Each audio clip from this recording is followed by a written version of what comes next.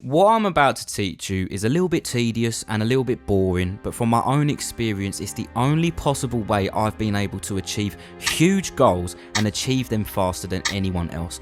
Using this one mindset shift followed by one simple habit building system, I've gone from being a chubby flubber monster going nowhere in life to losing over 17 kilograms in 2025, about 40 pounds, and many more things. This video will give you the exact two-step blueprint to achieving any goal fast, because doing anything else, from my experience, results in painful failure.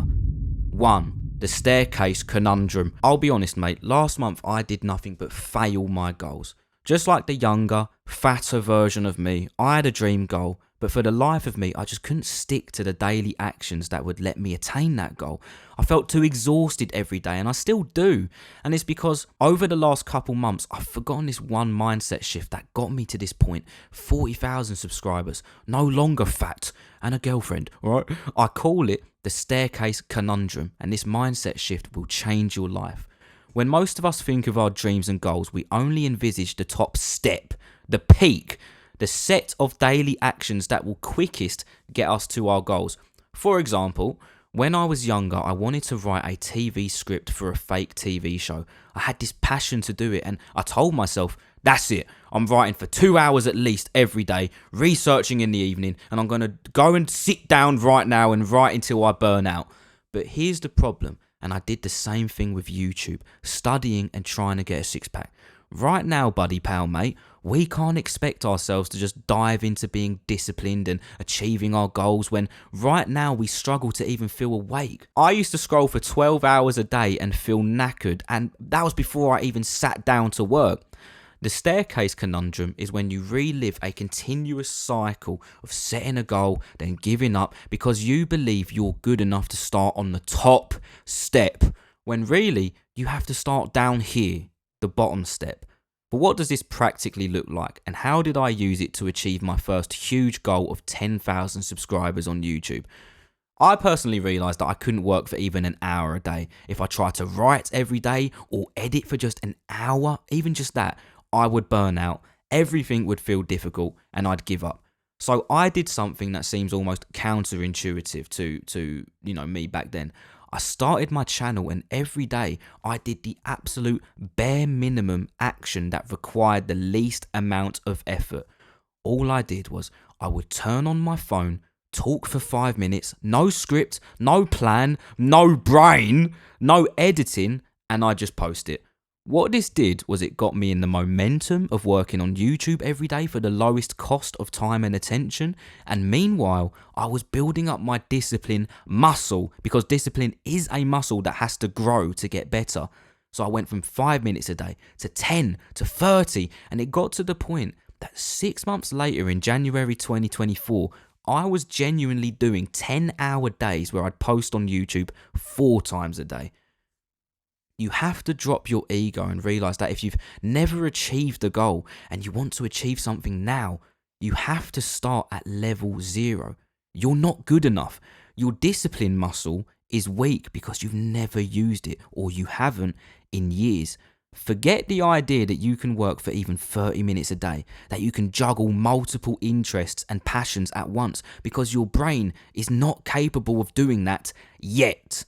I've gone through so many periods of my life where I thought, yeah, I can do everything at once. I can make music and create a rap album. I can grow a YouTube channel. I can go out and meet girls and start dating. I can lose weight, all of that. I try and do it together, and I'd get success in none because it was too overwhelming. The reason I failed all last month was because of these two things.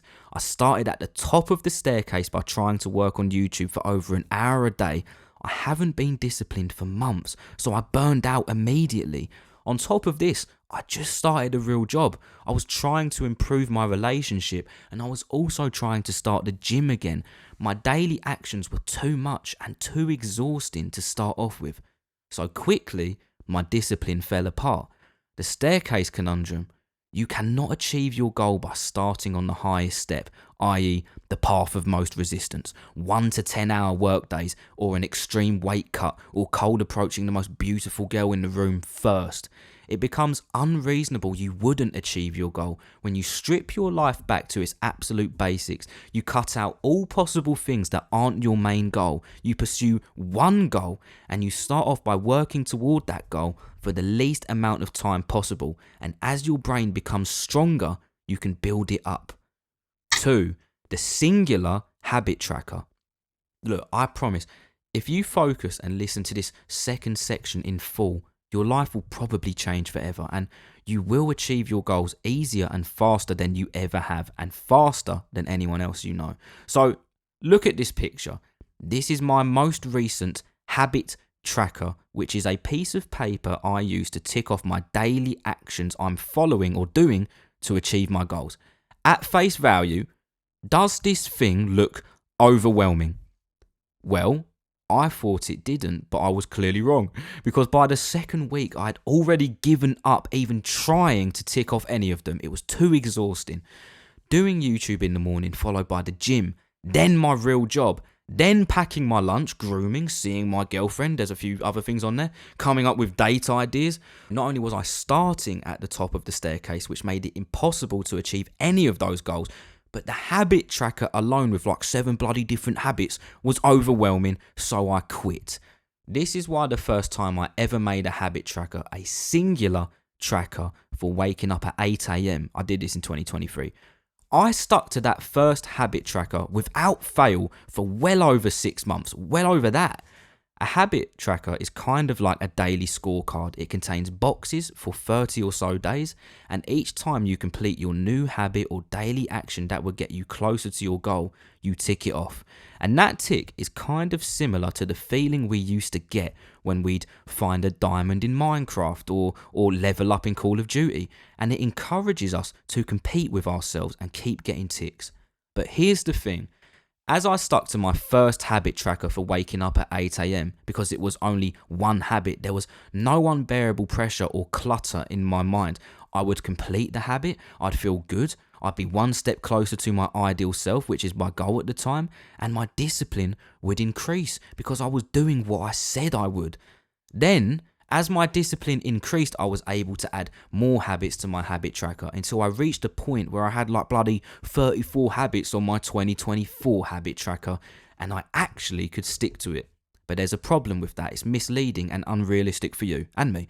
I tried doing this again with my new tracker just a week ago, but because my discipline has definitely decreased over the last few months, I got lazy. I couldn't do it. I couldn't follow the tracker. I have to strip back to a singular tracker again and start there. And this is the boring thing I recommend to you to achieve your goals quickly. The less habits and actions you have obligated yourself to do each day, the more likely you are to succeed at achieving your goals. To conclude, your ability to achieve a goal is dictated by not only how much you're willing to drop your ego and recognize that you have to start on the lowest step possible in order to stick to something long term, but also the volume of goals and actions you're forcing yourself to do every day. Overall, I only succeeded at YouTube when all I did every day was work on YouTube videos and nothing else. No other habits, nothing. And it also helps that I didn't have a job or a girlfriend. There was nothing else on my mind other than YouTube. And on top of that, I started off this period of my life realizing I can't focus and I have to start at the lowest point, basically working on YouTube for only 5 to 10 minutes a day. Then I could build it up. So I'm going to go and figure out the one goal I want to focus on because I lost sight of what I really wanted. And I think you should do the same. Strip everything back and start at the lowest step possible.